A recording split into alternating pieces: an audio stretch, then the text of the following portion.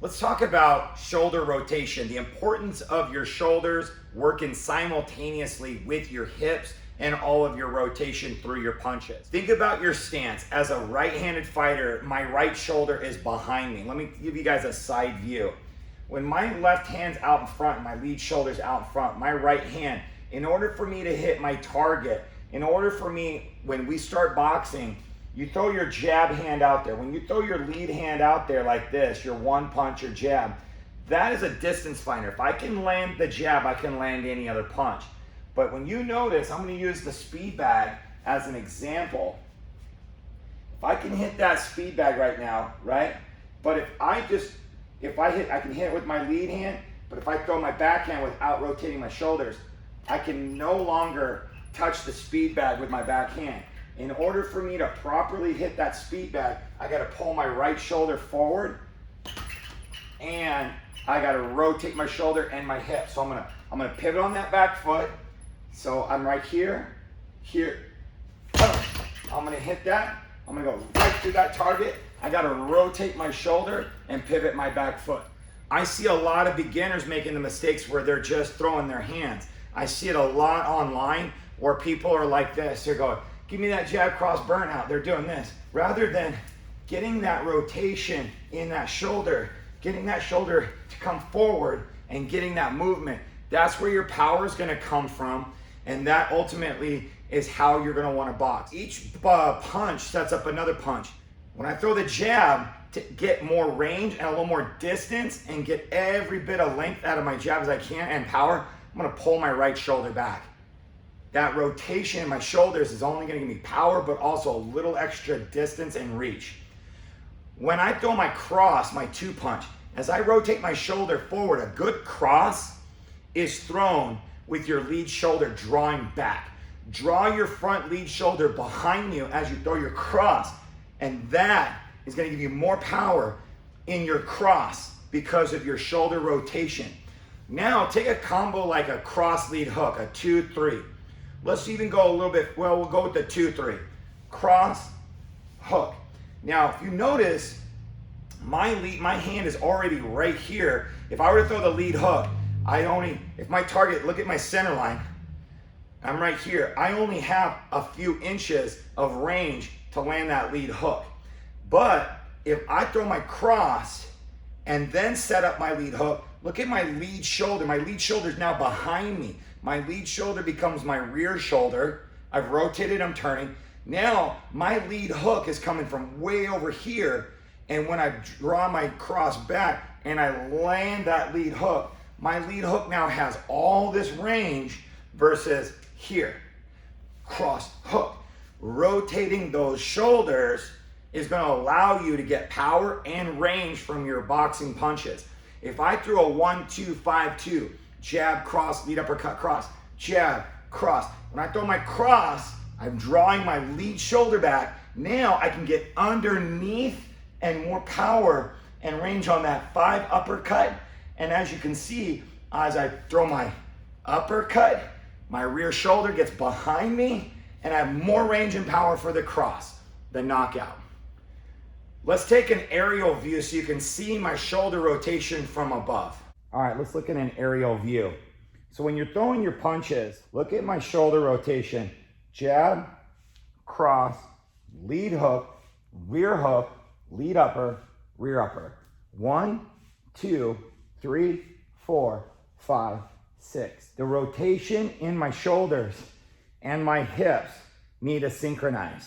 What I see with a lot of beginners, like I said in my previous spot of this video, is they just go jab, cross, hook, up. When you get those hands up, you got one shoulder, your dominant shoulder's behind you, your weak side shoulder's out in front of you. So when you throw that jab, if you want to throw, you can throw a quick jab, you can throw a power jab. As you throw that power jab, you pull your right shoulder, your rear shoulder, draw your shoulder back as you land that jab. It tucks your chin, shoulder into your chin, draws that back.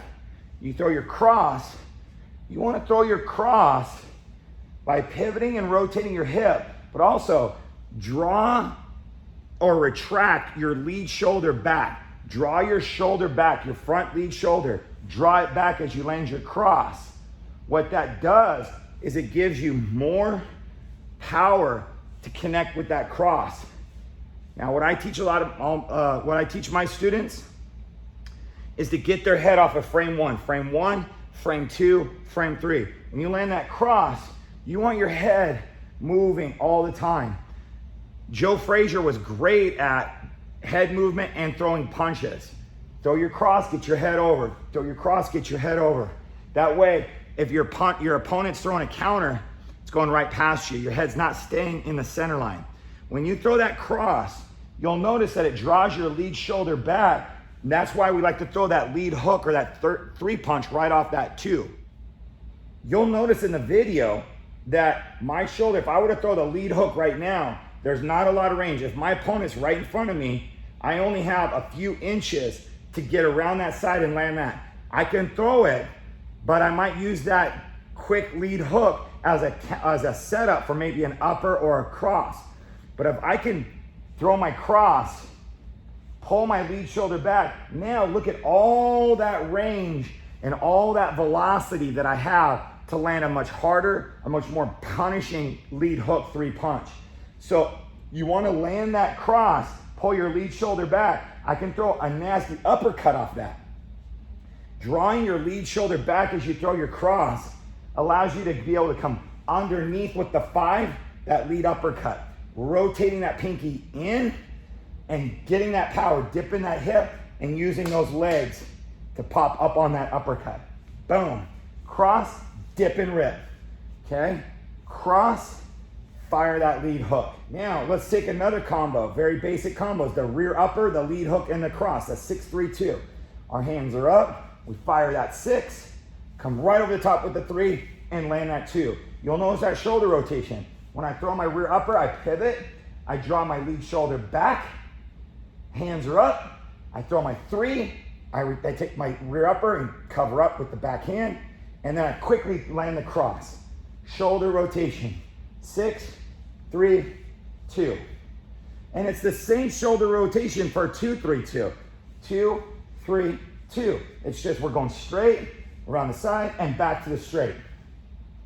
Once you understand the shoulder rotation and understand how to use your body mechanics to land more efficient punches and more efficient combinations, that's what it's about. Being efficient with your combos. Landing 2-3 punches in a row that make sense and have flow. I like to say, like the jab. If you throw a 1-3-2, jab and a lead hook cross. After I threw my jab, as I draw my jab hand back, I'm gonna roll my rear shoulder forward, pull it forward, draw my rear shoulder back, land my 3, then my 2. So it looks like this: 1, 3, 2, 1, 3, 2. Having that little bit of extra. If I threw a 1 and I didn't rotate, 1, 3, 2, 1, 3, 2. The 3 doesn't do much. 1, and I draw. As I draw my 1 back, I almost slip. As I throw my jab, draw it back, and I have room to land a good solid 3-2. When it comes to slipping, I can throw my 1-2. I'm gonna slip inside, so I pull my head inside. I see my opponent. I land my 2-3. 1, 2, slip, 2, 3. Outside, 1, slip outside, 3, 2, 1, slip, 3, 2. This shoulder rotation is going to be key to maintaining your balance as well as your weight transfer.